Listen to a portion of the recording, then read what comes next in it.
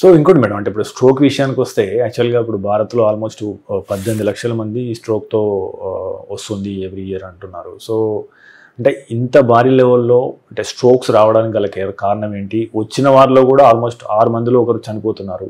So అంటే వైద్యం ఇంత అభివృద్ధి చెందిన తర్వాత కూడా స్ట్రోక్తో ఇన్ని ఎక్కువ మరణాలు ఎందుకు సంభవిస్తున్నాయి? స్ట్రోక్ మనకి ఇండియన్ పాపులేషన్లో మనకి మెటబాలిక్ ఎక్స్ సిండ్రోమ్ అని ఉంటుంది. సో మనకి బీపీ కానీ షుగర్ కానీ కొంచెం తొందరగా వస్తుంది.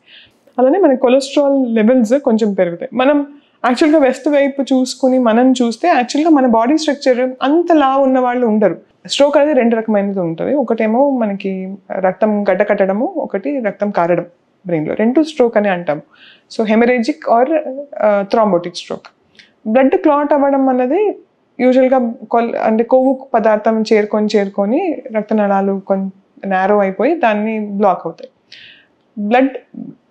బ్లీడింగ్ అవ్వడం యూజువల్గా బీపీ ఎక్కువ పెరగడం వల్ల బ్లీడింగ్ అవుతుంది. సో కంట్రోల్ చేయాలి అంటే మన బీపీ కంట్రోల్ బాగా ఉండాలి.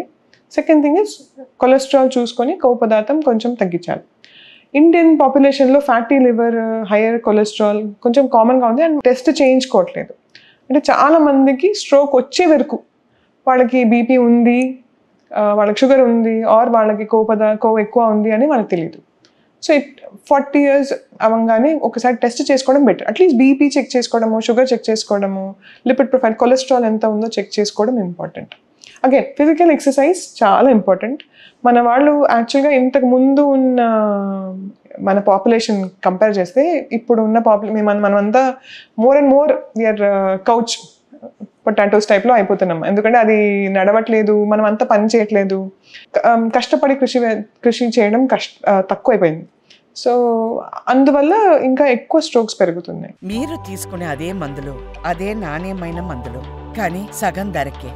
అవును, మెడ్ ప్లస్ బ్రాండ్స్ పై 50 to 80% తగ్గింపు.